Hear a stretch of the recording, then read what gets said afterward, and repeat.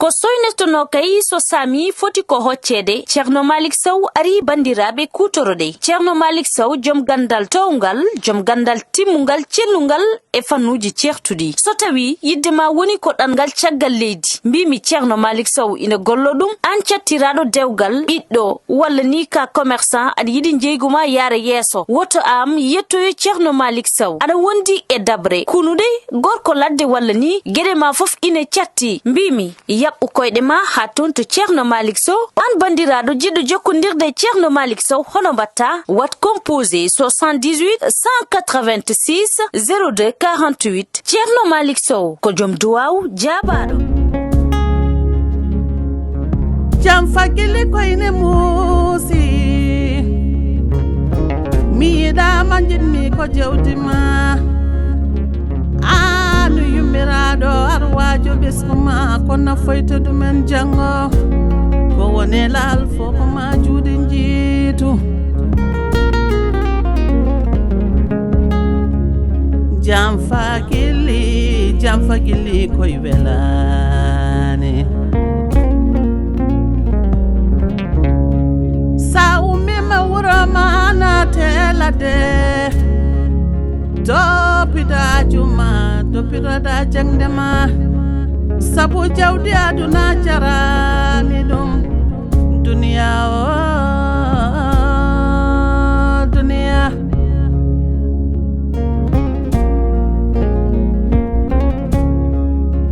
NIMSO GUILLI jarabi mojani NIMSO GUILLI jarabi mojani NIMSO GUILLI jarabi mojani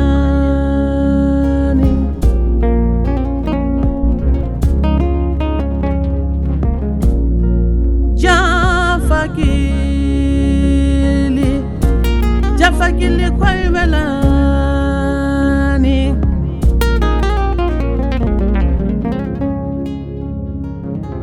NIMSO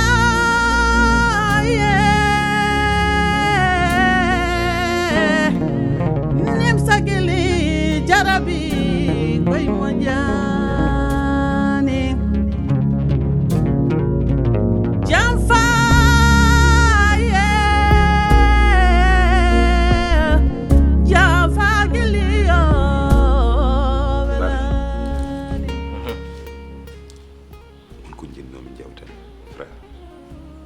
barko jam d'habitude ko non sawi neddo ɓuri yiɗi jewten tan automatiquement wuuro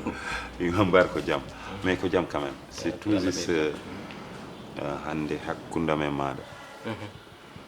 je peux dire que en benni cadre cehillagal ou bien cadre binguyumo on est commune goto minima tout à fait hande somi suusi arde France wadde toon liggéey et tout ça c'est grâce à toi hande kadi je peux dire si j'ai réussi pas mal de choses c'est grâce à toi mboɗo andi aussi a fenanta kam kalanta kam tan ko gonga an aussi grâce à toi aussi sina welami sina mettami aussi raison pour laquelle je me suis dit que mi woppata ha ngara jewten hen au profond avant que mboɗo réagir réaction mo ganduɗa peut-être mi fotani réagirde hono noon ou bien peut-être mi wadda ko ganduɗa ko so yimɓeɓe naari kam jawat kam hen je me suis dit que avant de haalde ou bien jewde hen quoi que ce soit je vais t'appeler c'est quelque chose de sérieux non il s'agit de Oumou et ex makko woni bammum femme ah ok fami c'est passé monsieur Gaye la fois passée timmani balde nayi balde joyi o rewi dow wari ah ouais si encore kanko ok o ari o fuggi o soni bah njimi mine makko jurno do e salon o mi udditi bafal ngal à ma grande surprise nanmi anata do bismam anata do bismam Vous foirez rien. ah ouais njami pour jewde qu'est-ce qui se passe et à ma grande surprise wi bismata ko parce que je sais pas o mojani oni aran debbo kam so yalte gorko kam wawa yide makko ko fewi et après je me suis dit non mais c'est pas logique parce que bis moment o ara o jodo yimen jewta à ma grande surprise oui o ari ko jewde bingel makko et ce qui est normal aussi Ouais. Je ne suis pas contre mais ngani tan bonnede ko mawdo bondonede pourquoi j'ai dit ça aɗa wawi arde e galle neɗɗo haala haajuma régla ko réglata ko sans offenser qui que ce soit Gonga. mais à un moment donné il m'a offensé e nder haala makko Ah ouais? ouais. Jettim ɗon? Bon, on n'a pas échangé de trucs très lourds, mais quand même, oui, dit, pic goro, mais aussi, j'ai répliqué. Comment nous veut dire, Judy au Hali, Holko Tagi, mon Ardedo et tout, en résumé. Et après, il m'a dit, Adandi Oro, on est umu. Kala ko ande aduna ko min andini mo dum tu vois Mi fami ndé non ko kiram na ma hen est-ce que wona kiram non du tout ah wona kiram en fait wona kiram parce que ande debbo kanyum tan wawi hirde hore gonga wawa hirde debbo ma wawa contrôler dum même si tu la contrôle jamma e nyala mom wawi boccitade so yidi wara ko boni mais pas kiram mais c'est tout juste ko mi yida yaware do bidde janni tubaɗo woppu ɗum ɗo jewten seeɗa nara nen miɗen déjà o mbira nen pour ummo en diɗo mi wona mi rewi toon mi rewi toon e piƴƴa ara mi kawri on kon oɗon tan kono mo tawom ɗo wona ko kon wona ko wondi ayi tubaɗam oɗo joni no resnene ummo o anda valeur ummo ko ɗum joni noon o yeehi ha ummo ɓoccitimomo ko ndeno andi ko debbo moƴƴo o resno regrettat ɗum kay no mbiyanmi ni ñande foof tan eɓe mbiya kam an a jibinani sukamaɓe ne neehi c'est que andano valeur makko woni gorko woni debbo mbimi noon ko Allah no waɗi ɓe ni ko noon tan waɗi ɓe ko ɗum ɗo no nimsi noon kono ɗo mo andi ko min o waddata andara ko joguiɗa tant que a ɓoccitakima ko ɗum heeɓimo noon accumi ron tan uppuma tan o heñaki te grand yoro o kam nande vraiment neɗɗo gonɗo reconnaissant neɗɗo moƴƴo wallay Allah on ko dimo ko guerrier quoi min kam on kam mbeɗa fansi mbimami on o anda ko ɓoccitimo ko kono o heɓtata accumi ɗon tan o heñaki min tin jag kadi hunde fof ko an waɗnata won tin min e ma tan gonɗo hen ceyi Allah mama lova dabbe that's my mama joni noon hollam no waɗirte hunde fof ko tubaɗo waɗa jawdi jaggirɗa ɗum eyyi ni ko andirtami ko ni eyyi ni mi waɗi ni ayca ƴeewen hol gañotoɗo ayca bismillah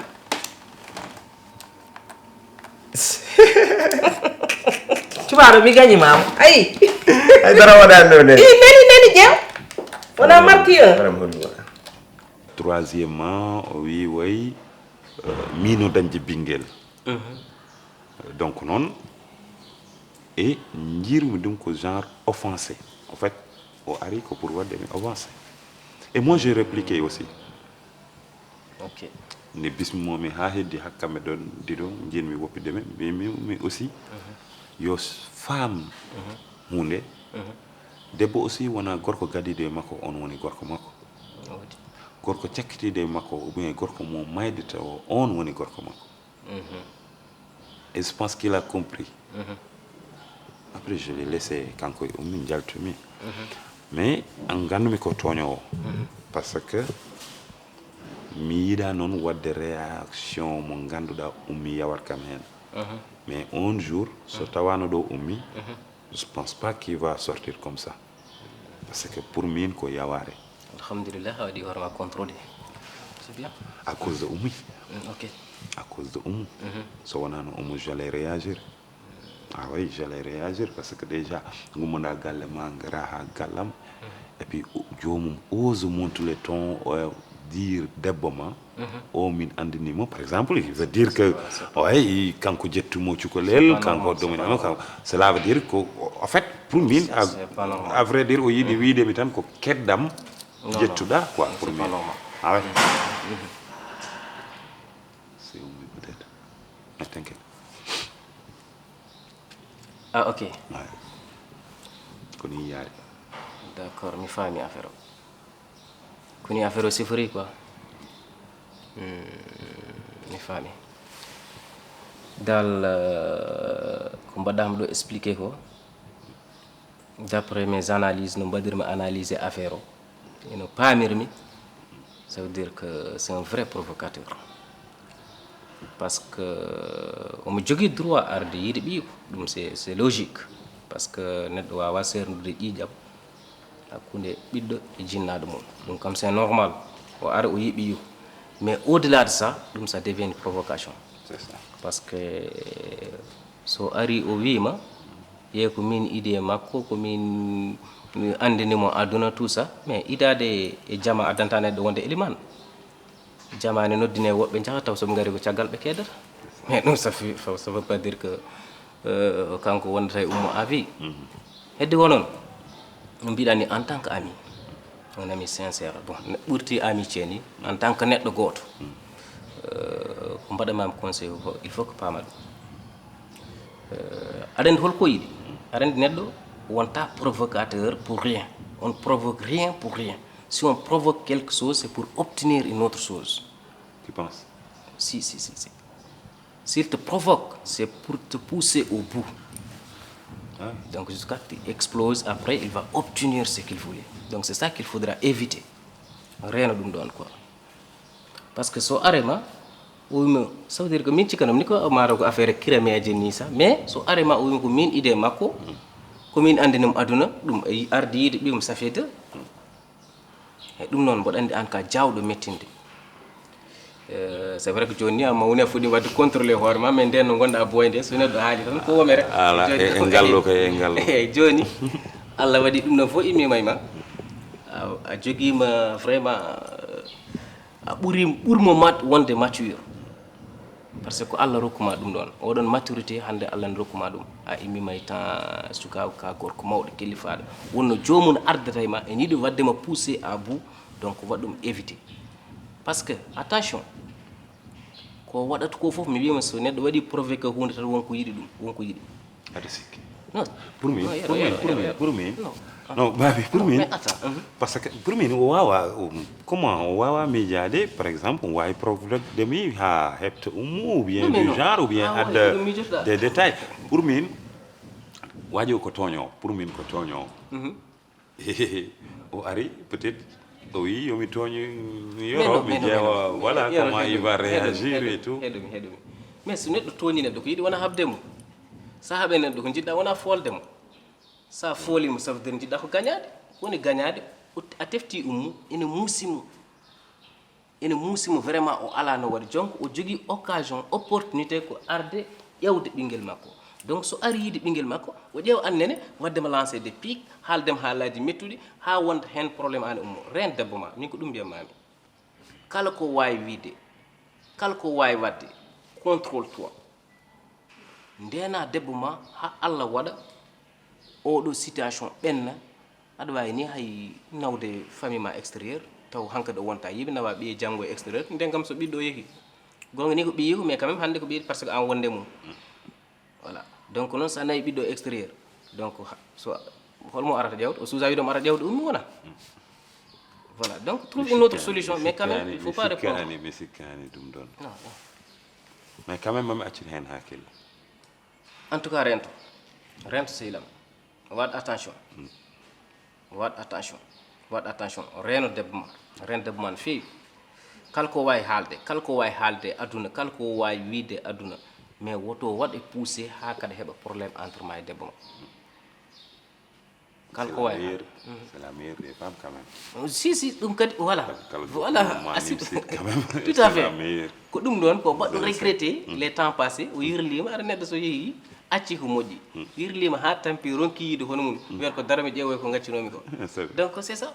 omi accu hen hakkille ɗum hono mun weeɓani rewɓe hande ɓe donc omi accu hen acci koye hayre jama koccuɗa heddi ko noon hayre jama nde moftude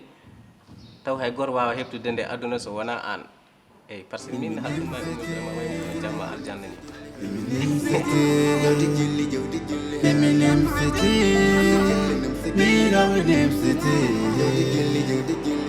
NIMSO GUILLI warhaɓe kiiɗo mata yagga wonta NIMSA. Allô? Ouais, mon amour. Ça va bien? Ayo, sérieux? Wanda? Non, bimmi a selli gongema a selli walla Si, mbeɗa selli kay. min dengi jaahi kam Ko holɗum? minna kam kom non minna wona minna ko samedi mbaar Ah, ok. Mon amour. Ɗeɗo balle fof amin keewi leçon-ŋaji examen ji ɗi gasata. Affaire o uddi hooram nde mon amour. komin uddi hoorema mon amour an mbiyam samedi ni ma arni fatma mi acca programme uji am so mbiya kam leçon ŋaji a wawani au moins nodda kam kaka Bébé? Bébé? o wiyam bébé kay an kay gam mi famani quoi An bébé accita komi yira ko annen. Mimi haalnima mɓe jogui examen ji ha heewi ko ɗum uddino hooram nde bébé annen. nodda kam karnama au moins min acci programme uji am fof Mais ko hooram nde fof wanno bouleversé waɗi saturé ha feewi mais ɗo joni ça va quoi après min nandir an ko an woni séri am sa waɗi kam ni mi tikkat. min kay min tekkanma déjà Ah non faut pas faire ça mon amour bul def loolu. amaranga yewnani kam sax an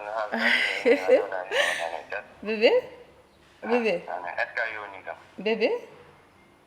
Ah ɓuuri andumi mbeɗa yewnuma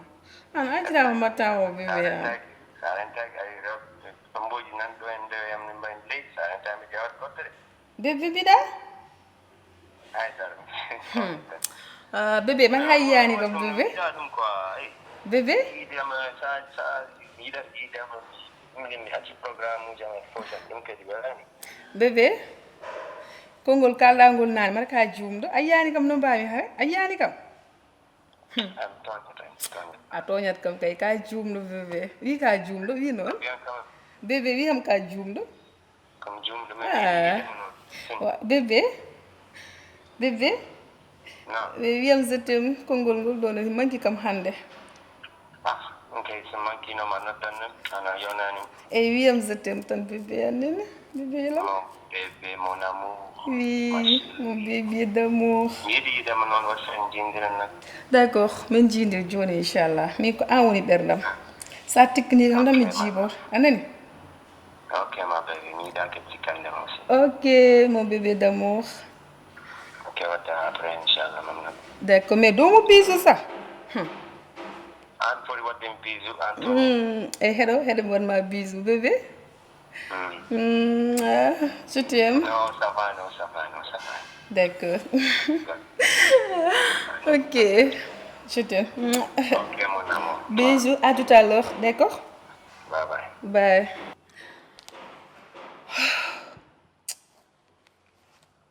tut mi holno ponmi haaldirande chéri yam o ɗeɗo balɗe fof mbeɗa jogui probléme gauche probléme droite min mi anda holno pon mom haalande ɗum ɗo yejjiri sah so tut mi ala caɗele ma wonno kaldiron momo ɗum rek haala ko nandiraka wonto pawdiriɗen te mi yiɗa teggiron hen haydara Mamoudou kala ko nanni galle o yo keɗalam yaw teŋeɗe fecceram ñumordi fecceram goɗɗum e goɗɗum fecceram ha timma mi yiɗa noon dañdudema hay probléme goto saabu min aɗani ko ɓiya tan jinmi kadi ko jammi ko wona gorko foof jaɓata ɗum mboɗo mi walluma mboɗo mi wallamo kadi mi walloro hooram saabu a yi guila Mamoudou naate galle on a changi a yi ɓiya hande no wayi ɓaade noon minne mboɗo jaaɓi hutorede on jabat funtundirte am mi yiɗa e ma problème goto annene Moussa a haali haala kan gonden koye wallondirde enen fof gonden koye wallondirde o ko namnata ɗo ko haydara humpaanima hen o kala ko nanni ɗo an ala andi ala yi eɗen pecca kono pecce ɗiɗi ɗe min ko ɗum gañat min nande rendinam hen min nene men pamodir eyyi an oto laawo min ko ma koye ma gondumi on puggo bafangal de entre bisimilla Assalamu alaikum. maaleykum salam ɗum de ko keɓe Mère. e keɓe Mbadon. mbaɗɗa Ça va? aɗa selli keɓe Ça va? keɓe bisimilla ma bisimilla jooɗo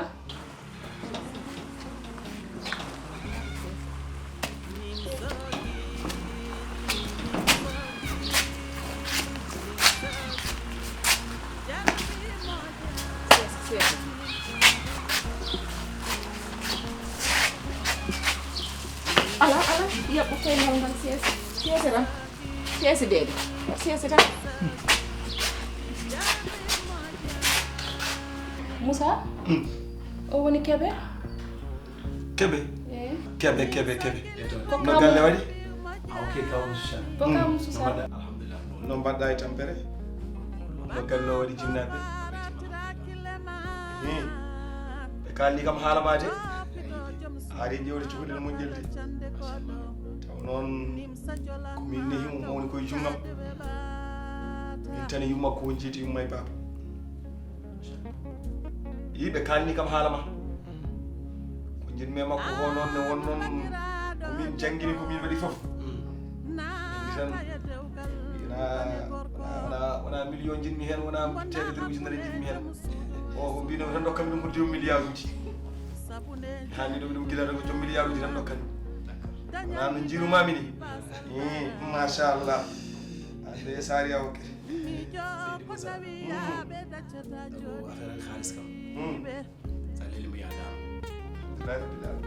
Ko jibi koye makko. So landuno kam milliard wala landuno sa ko dama kam fo meeɗo. Donc affaire xaalis kam. Goɗɗi ɗum wala auto e galle kam. C'est pas un problème. alhamdulillah rabbil alamin Ko mbami fu mi waɗi hen. alhamdulillah rabbil alamin Mami teddimo kadi. Mami teddin bandiraɓe makko. kono noon ko min nehimo ko min teddinta Merci beaucoup. inchallah ko wi ko kadi ko noon woni no wonno kadi baɗiraɗo koko kawmiraɗo koko juuɗe e baɗiraɗo tan ɗum waɗum wiya noon nen ko ƴeewe to nanno ɗon baɗiraguelam guel de yaado koye juuɗe cirɗe ɗe mo nannotono koni wawi jogade ɗe mbimi on kay deññu haqqille ma ɗum ɗon kay sa lelima tan ɗano e ɓerde ma fou babule kam konko ni wonko yii hen ni omo andi noon naate e galle nde wonko wayli ɗo henna no woppirnoni e ko tawti ko wona goto wallahi min kay kanko jinnomen tan ko oto e galle Dakar allah ne andi ɗum tan tampere tampannomi hen nde foof wallahi ko ɗum tan dartannomi hen allah ne andi oto e galle Dakar ene wayno han kadi allah addimi Sa leli mo dal inchallah. So weli Allah ma dug moto. Ma dag galle jooɗi. keɓe Parce que min eyi keɓe ɗum noon mboɗo meccitma yimmo Sousa min komi ponnoɗo yaltude ni wonto ponno wiyettade oto jamama oto wat ananiya galle Allah galle ma fat. galle Allah galle ma o wonni ende Ala fat. o wonni komi joom gacci ande ɗe fattan ka kawmiraɗo ko hen jeeyeɗa wonni komi joom gacci ko hen jeeyeɗa ka kawmiraɗo jaram sesi de ɗaɗa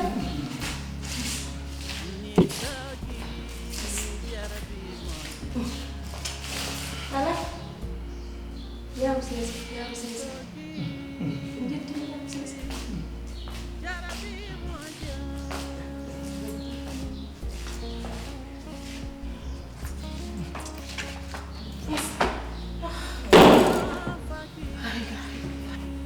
wala deeci ko mawɗum kam deeji no feewi deede a nani ko docteur o wima ko tension wona rafi tokoso mbasa ƴettude miijoji tan mbaɗa e ɓernde ma haala kadi moƴƴani e ma woppu fof tan ha deeƴa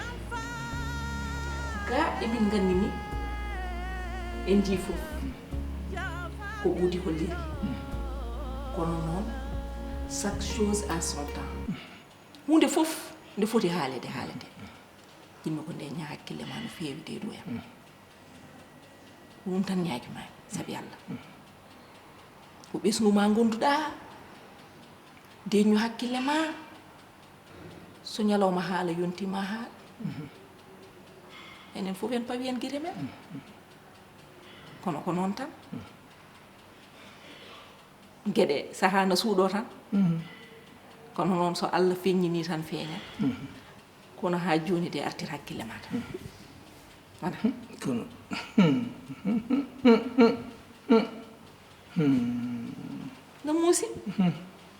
no muusi ha ɗon wawi hadde kono noon yappo fofto e seeɗa ko mbimami ko sabi Allah wallam hen fofto tan so foti haalede tan ma haale mas yal jam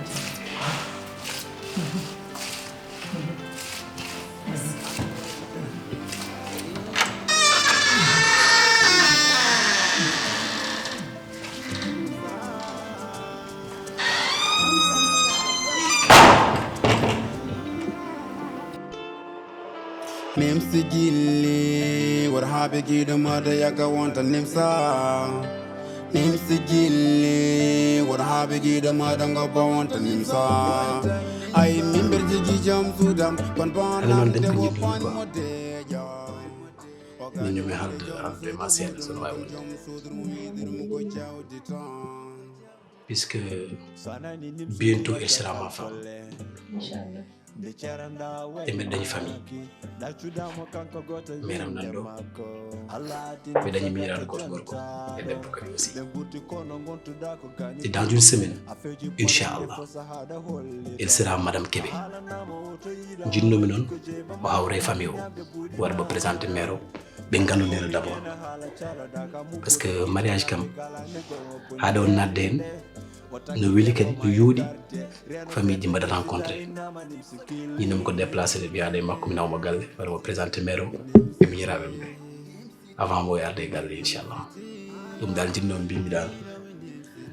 yomi haalanma taw puisque wonani taw e responsabilité ha joni n'est pas encore madame ko wat ko mbaɗanmi hen foof mami lamdoma ha taw mais so yaltidiɗol galle maɗe je crois que je serai le chauffeur voilà Kébé ko ganda ko bonga ɓiɗo debbo kam haade mum faade galle esumen ni foti andude esiraɓe mum ɗum kam min mi jaɓatano ɗum ni kono taade ko an Kébé ala probléme aɗa wawi nawdema ala ha caɗele goto kono noon jinnomi ko sa resima ƴewnama appartement par ce que anno liftoɗa galle mon o ni oɗon joni seeɗa de oɗon keewi seeɗa ɗum ɗon ko galle famille te ɓinguelam guel ɗo ko ɓinguel yummum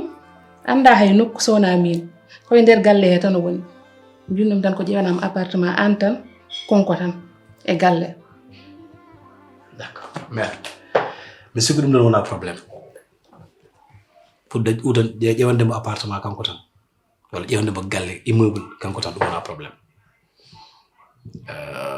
puisque ɗum ɗon o yiɗi kadi walla ko ɗum ɓuuri te min ko yiɗi fof ko ɗum ɗon jinmi yo wat choisir tan mais puisque a accepté kadi o wara galle wandire mabɓe ça sera pas un problème mais mariage noon e mbiɗa ni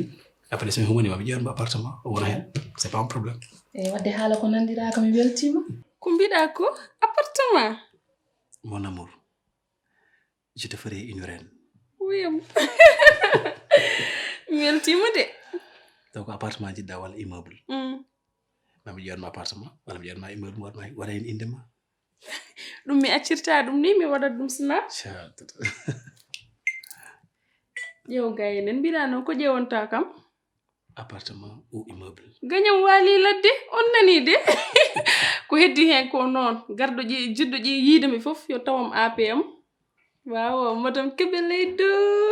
jalame seeɗa way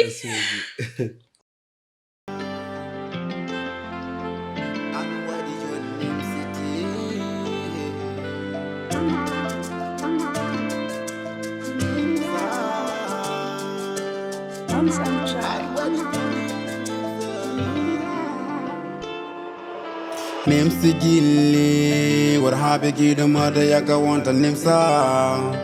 NIMSO GUILLI what habe gida mada ngoba wanta NIMSA ay mimber jiji jam sudam kon bonam de wo pan modeja ogane wande jom sudu mudun kon jom sudun yidirum ko jawdi ton sanani NIMSO wi acha kalkole de charanda wainaki da chudamo kanko goto winde mako alati NIMSO gata jontado be buti kono gontu dako kanyu killi afeji ponande fosa hada hollitam ahala namo to yidama yiko jeba manyani nyabde budi mado nyande fo mi nyena hala chala daka mubodo kite na fekala ne gongo poni bernde watakite po maye karte reno serde NIMSO tainama NIMSO GUILLI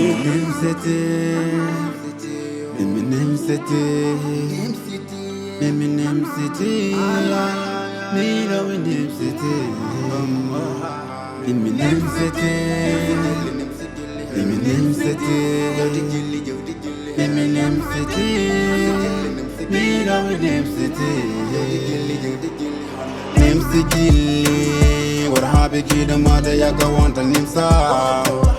NIMSO GUILLI what habe gida mada ngoba wanta NIMSA ay mimber jiji jam sudam kon bonam de wo pan modeja ogane wande jom sudu mudum kon jom sudu yidirum ko jawdi ton